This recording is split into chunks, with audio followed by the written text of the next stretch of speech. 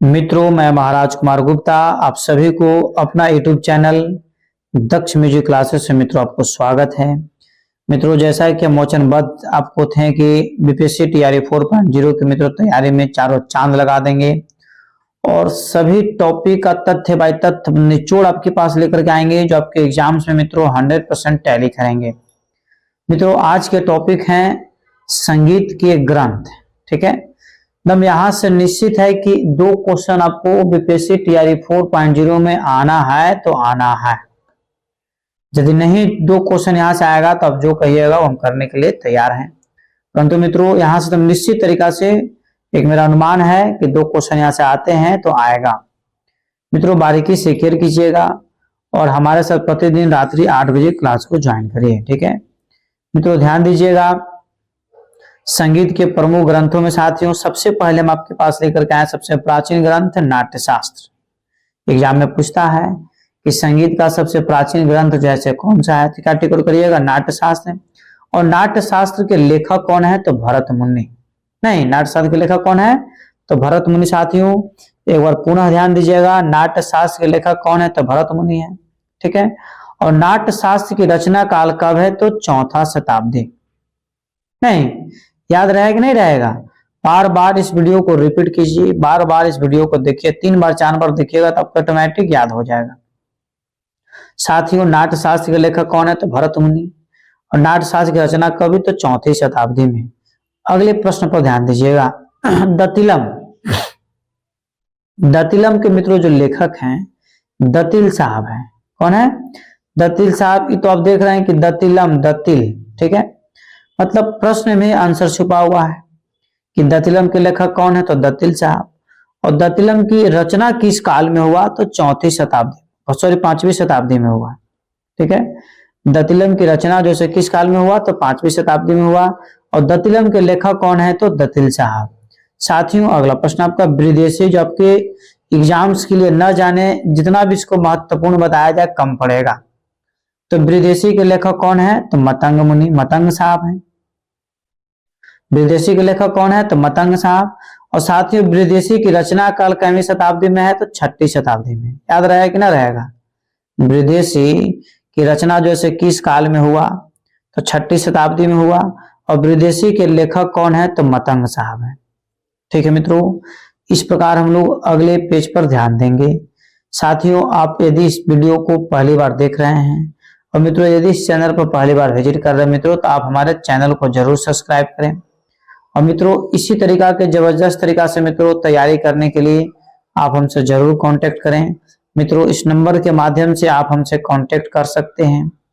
मित्रों तत्काल आपको जैसे संपूर्ण मित्रों बीपीएससी टीआरई 4.0 का कोर्स मित्रों आपको म्यूजिक के लिए प्रोवाइड करवाया जाएगा, जो 100% आपको एग्जाम्स में आएंगे और आप आराम से क्वालिफाई हो सकते हैं।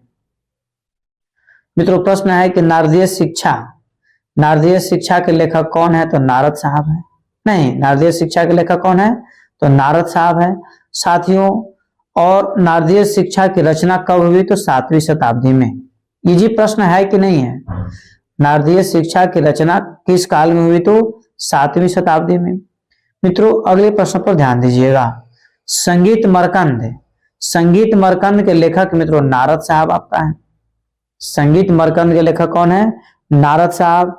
और साथियों संगीत मरकंद की रचना कौन शताब्दी में हुआ, तो 9वीं शताब्दी में। याद रहेगा कि ना रहेगा? संगीत मरकंद की रचना जो है कौन शताब्दी में हुआ, तो 9वीं शताब्दी में हुआ। और संगीत मरकंद के लेखक कौन है, तो नारद साहब है। ठीक है साथियों, इस प्रकार आगे ध्यान दीजिएगा कि अभिनव भारती, ध्यान दीजिए, एक है अभिनव राग मंजरी, आपको बताएंगे हम। यहाँ पर आपका अभिनव भारती के लेखक कौन है? मित्रों अभिनव भारती के जो आपका लेखक हैं अभिनव गुप्त साहब हैं। ठीक है, अभिनव भारती के लेखक कौन है? अभिनव गुप्त हैं। और मित्रों अभिनव भारती आखिर है क्या, तो मित्रों नाट्य शास्त्र पर लिखा गया टीका है। आपको एग्जाम में पूछ सकता है कि अभिनव भारती मित्रों किस किताब पर लिखा हुआ टीका है, तो नाट्य शास्त्र आपको टिक आउट करना पड़ेगा। ठीक है, या मित्रों अभिनव भारती क्या है, तो नाट्य शास्त्र पर मित्रों लिखा हुआ एक प्रकार का टीका है, आपको याद रखना है। और मित्रों अभिनव भारती का जो मित्रों जो लिखाया है टीका, ठीक है, कौन शताब्दी में? 10वीं शताब्दी में। और मित्रों अभिनव भारती कैमे काल में तो रचना तो 10वीं शताब्दी में तथा इसके रचनाकार कौन है तो अभिनव गुप्त साहब। मित्रों अगले प्रश्न पर ध्यान दीजिएगा, सरस्वती हृदयालंकार के रचनाकार कौन है? फर्स्ट मित्रों बताइए, सरस्वती हृदयालंकार के रचनाकार कौन है? मित्रों बताते चले कि सरस्वती हृदयालंकार के रचनाकार आपका नन्यादेव। नन्यादेव मित्रों कहाँ के राजा थे तो मिथिला के राजा थे। एकदम निचोड़ एकदम लेकर के आए हैं, ठीक है। सरस्वती हृदयालंकार के मित्रों रचनाकार कौन है तो नन्यादेव। नन्यादेव जैसे कहाँ के राजा थे तो मिथिला के राजा थे। सरस्वती हृदयालंकार की रचना काल है मैंने 11वीं शताब्दी में तो 11वीं शताब्दी मित्रों इसकी रचना हुई है, ठीक है। साथियों अगले पेज पर ध्यान दीजिएगा, ठीक है।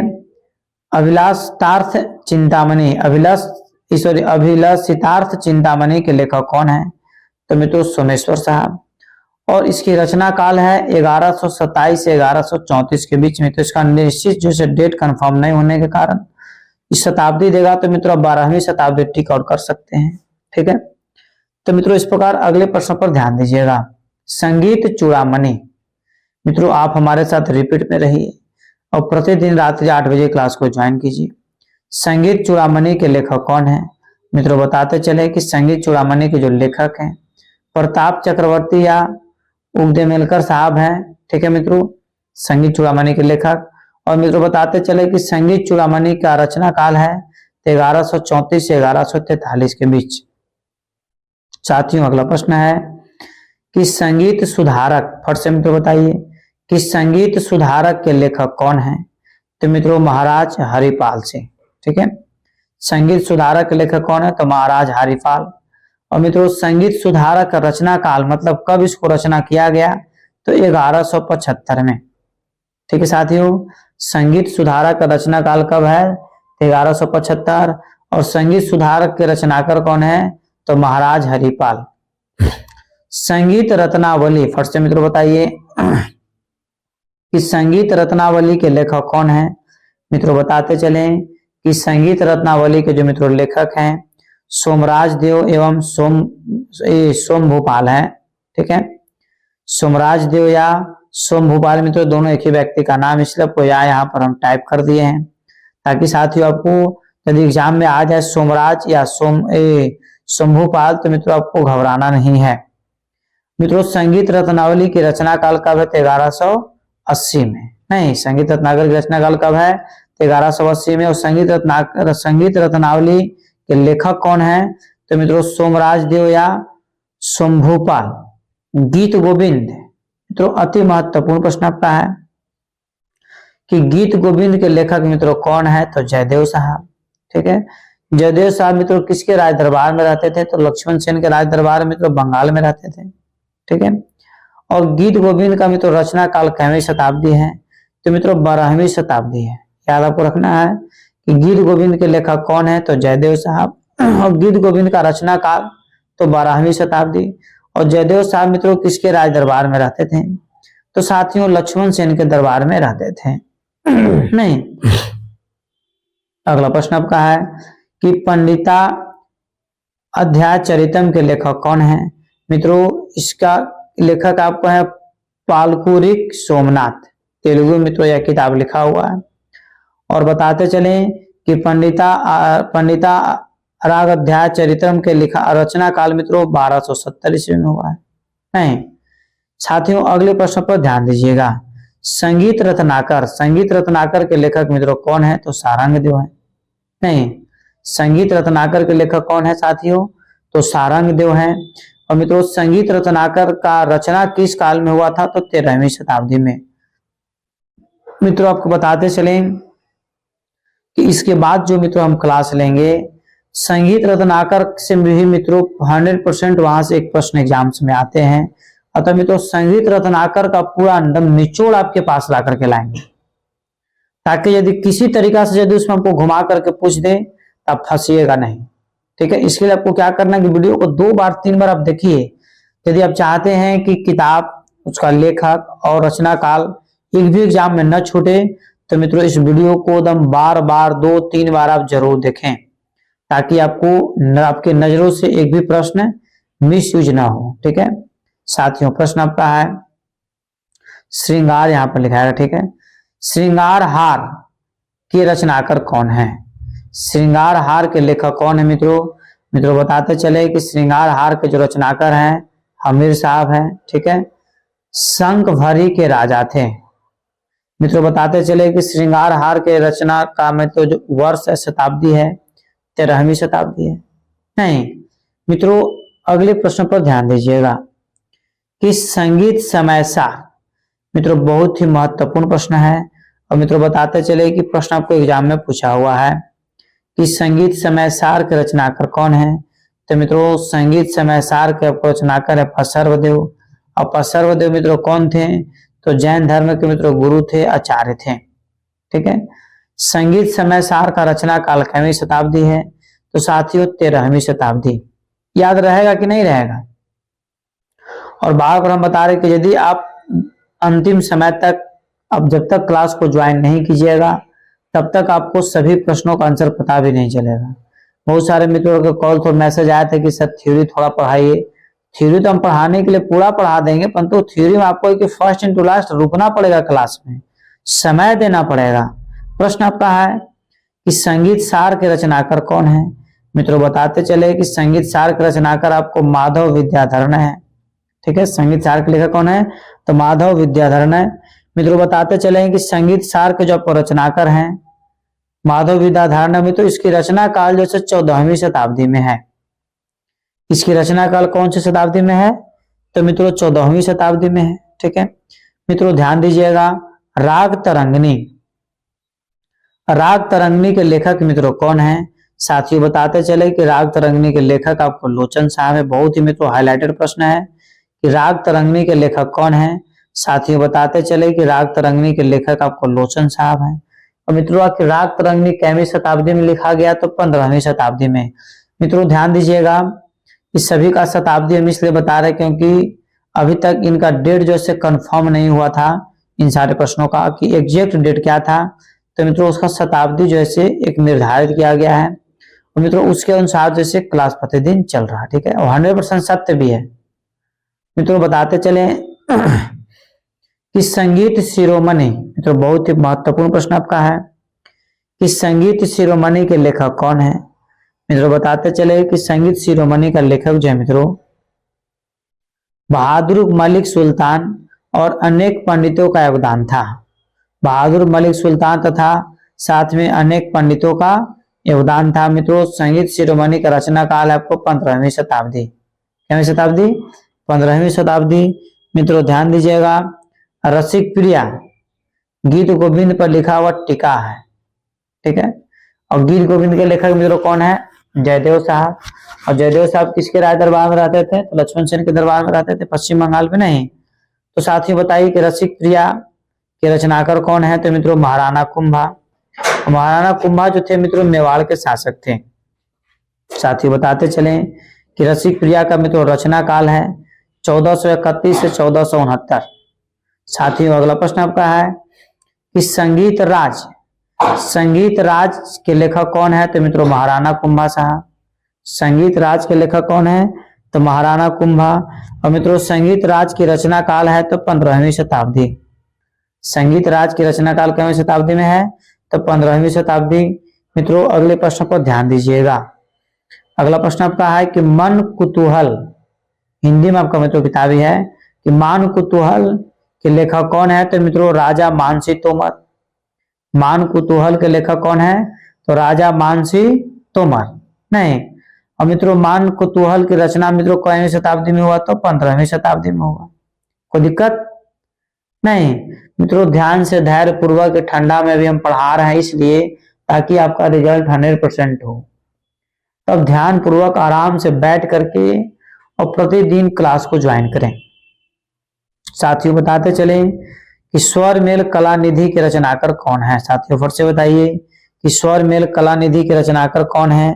तो मित्रों स्वर मेल कला निधि के जो रचनाकार है रामत्य साहब है। कौन है? रामत्य साहब है।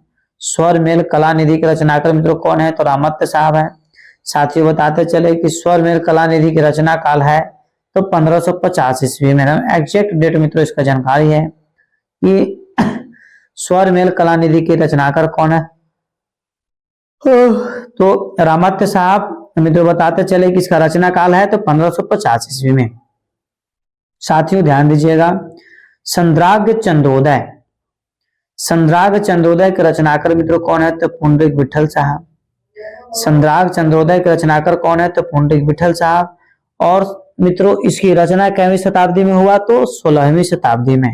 ठीक है साथियों, इस प्रकार हम लोग अगले प्रश्न पर ध्यान देंगे। अगला प्रश्न आपका है कि 16वीं शताब्दी में, तो सॉरी, रागमाला के रचनाकर कौन है तो मित्रों बताते चले कि रागमाला के जो आपका रचनाकर हैं पुंडरीक विठल साहब है। नहीं, रागमाला के रचनाकर कौन है तो पुंडरीक विठल साहब है। मित्रों रागमाला की रचना कैवीं शताब्दी में हुआ तो 16वीं शताब्दी में। नहीं, रागमाला की रचना कैवीं शताब्दी में हुआ तो 16वीं शताब्दी में। और रागमाला के मित्रों रचनाकर कौन है तो पुंडरीक विठल साहब। साथियों अगला प्रश्न आपका है राग मंजरी, राग मंजरी के लेखक मित्रों कौन है तो पुंडरीक विठल साहब। ठीक है, और नर्तन निर्णय के लेखक कौन है तो पुंडरीक विठल साहब। मित्रों ये तीनों क्वेश्चन मित्रों आपको 16वीं शताब्दी में हुआ था इसकी रचना।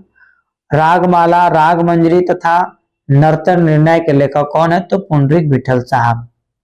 एक बार पुनः मित्रों ध्यान दीजिएगा, रागमाला, बोलिए मेरे साथ, रागमाला, फिर से बोलिए रागमाला, राग मंजरी, नर्तन निर्णय के रचनाकर कौन है तो पुंडरीक विठल साहब।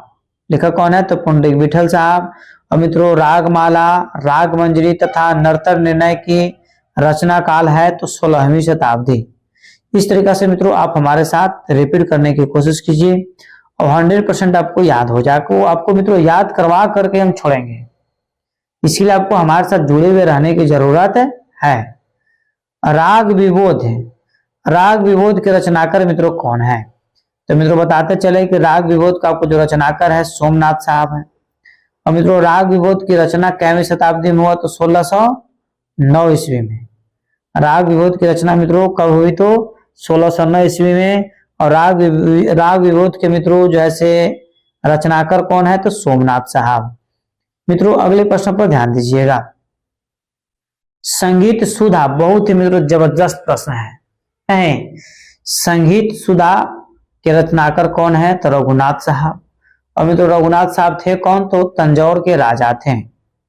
पहले मित्रों को बताते चले कि पहले के जो राजा महाराजा लोग होते थे संगीत में बहुत ही ध्यान पूर्वक आनंद लेते थे और संगीत के रियाज को पालन करते थे। अब तो कोई अते पते नहीं है कि लोग कहाँ से गा रहा है और कहाँ उस गाना को पटक दे रहा है, सब गायके बन गया है। नहीं, तो संगीत सुधा के रचनाकर कौन है तो रघुनाथ साहब।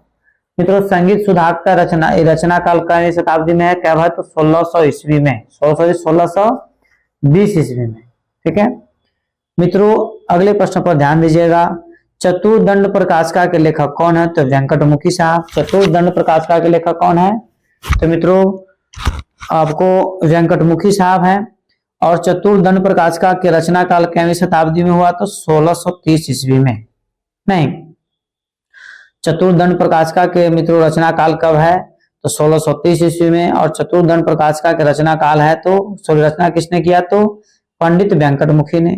मित्रों संगीत दर्पण के रचनाकर कौन है तो दामोदर मिश्र।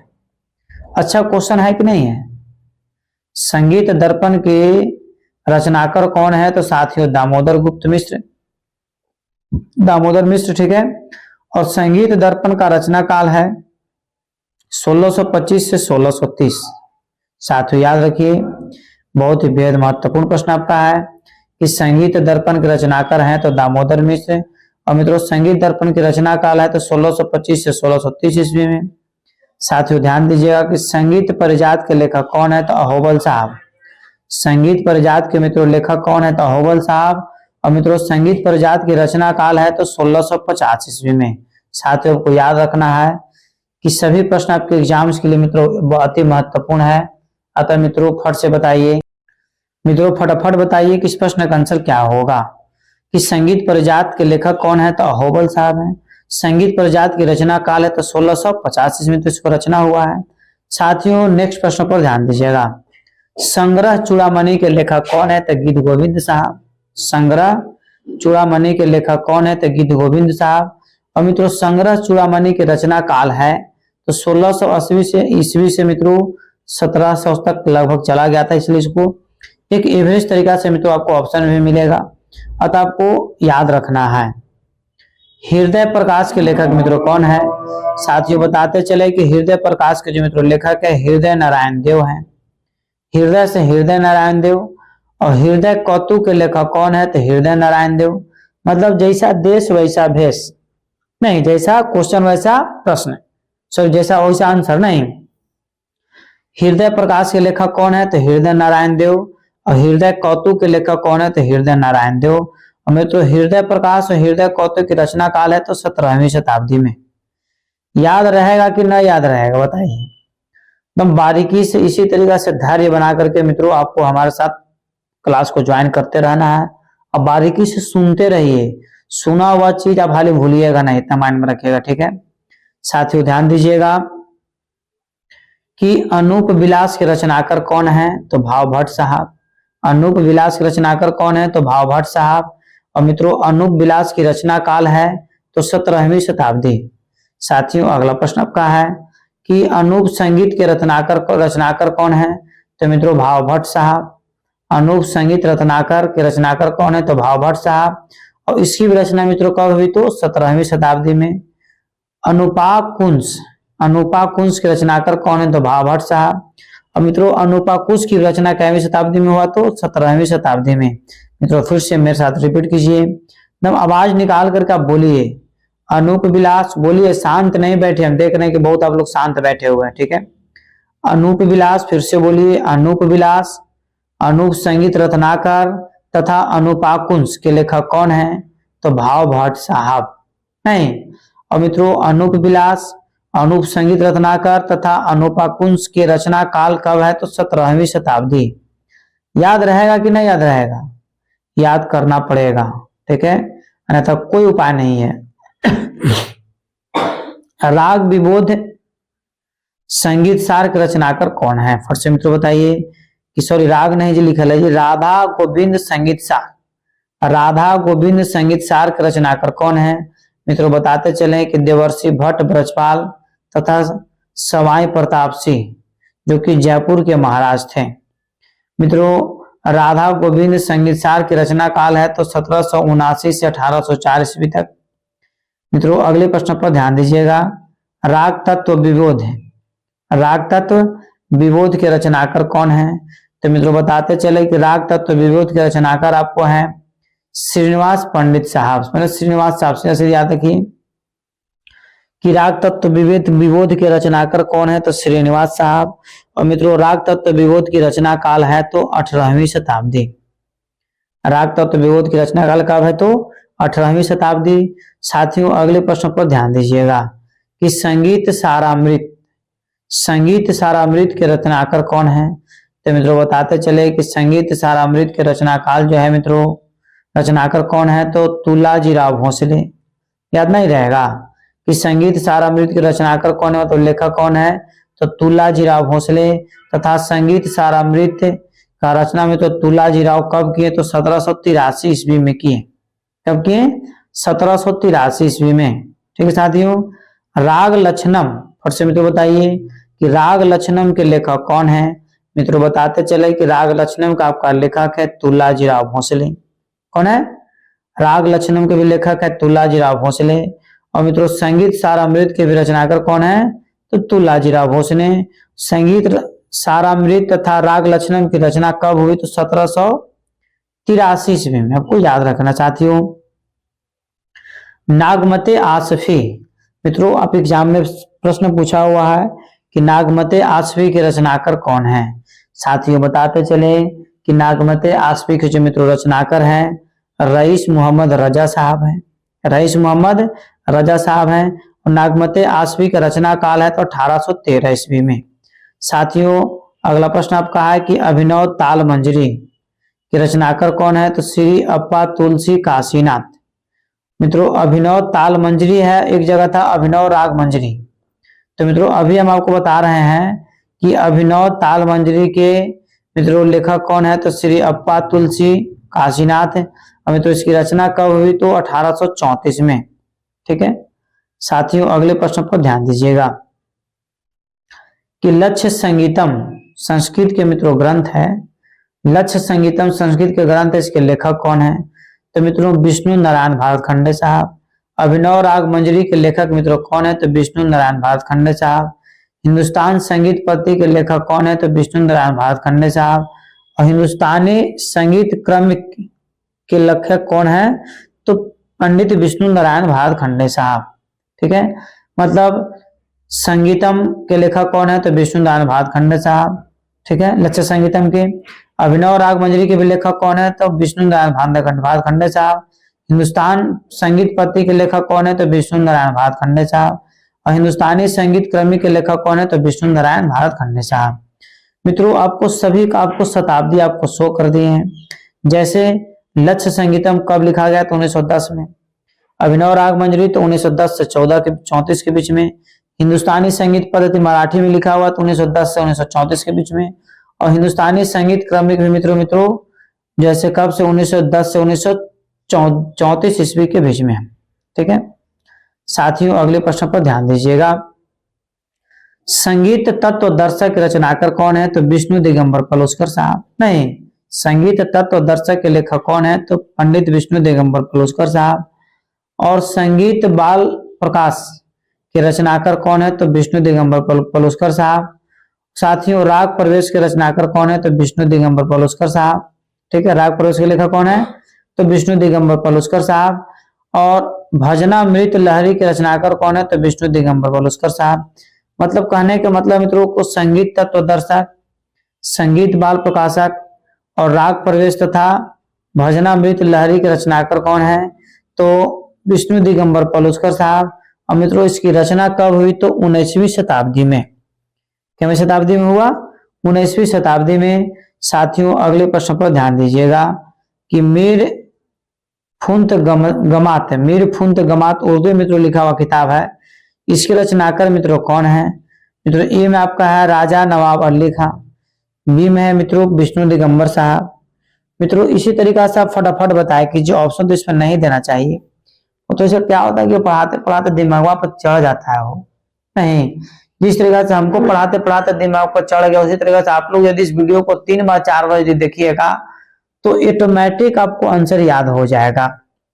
और थ्योरी क्लास के बाद जब हम आपको एमसीक्यू टेस्ट लगाएंगे उसे में तो देखिए कितना धक आंसर बोलाएगा। कब है? जब आपको सभी प्रश्नों का अब कमांड हमारे द्वारा पढ़ाया हुआ सभी प्रश्नों पर कमांड कर लीजिएगा, तब नहीं। और इसकी रचना काल नहीं, तो इसकी रचना काल है 1911 ईस्वी में। ठीक है, संगीत शास्त्र के लेखक कौन है? तो के वासुदेव शास्त्री। संगीत शास्त्र के लेखक कौन है? तो के वासुदेव शास्त्री। तथा इसकी रचना काल कब है? तो 19वीं शताब्दी में। मित्रों आज का यह अंतिम पेज है। ठीक है, जितने भी साथियों संगीत से संबंधित प्रमुख ग्रंथ थे उसका रचनाकार था तथा वो कब रचना किया गया, सभी का सभी मित्रों आपको निचोड़ आपके पास नींबू की तरह मित्रों धर कर निचोड़ दिए ताकि आराम से आपको याद हो जाए। नहीं तो संगीत राग कल्पद्रुम, बहुत ही मित्रों बेहद महत्वपूर्ण प्रश्न आपका है कि संगीत राग कल्पद्रुम के रचनाकार कौन है? तो कृष्णानंदन व्यास। और मित्रों संगीत राग कल्पद्रुम के रचना काल कब है? तो 19वीं शताब्दी। साथियों अगला प्रश्न आपका है कि यूनिवर्सल हिस्ट्री ऑफ म्यूजिक के लेखक कौन है? तो मित्रों सर सौरेंद्र मोहन टैगोर साहब। ठीक है, यूनिवर्सल हिस्ट्री ऑफ म्यूजिक के लेखक कौन है? तो सर सौरेंद्र मोहन टैगोर साहब। मित्रों इसकी रचना कब हुई थी? तो 19वीं शताब्दी में। नहीं मित्रों प्रणव भारती के रचनाकार कौन है? बहुत ही बेटर महत्वपूर्ण प्रश्न आपका है कि प्रणव भारती के लेखक कौन है।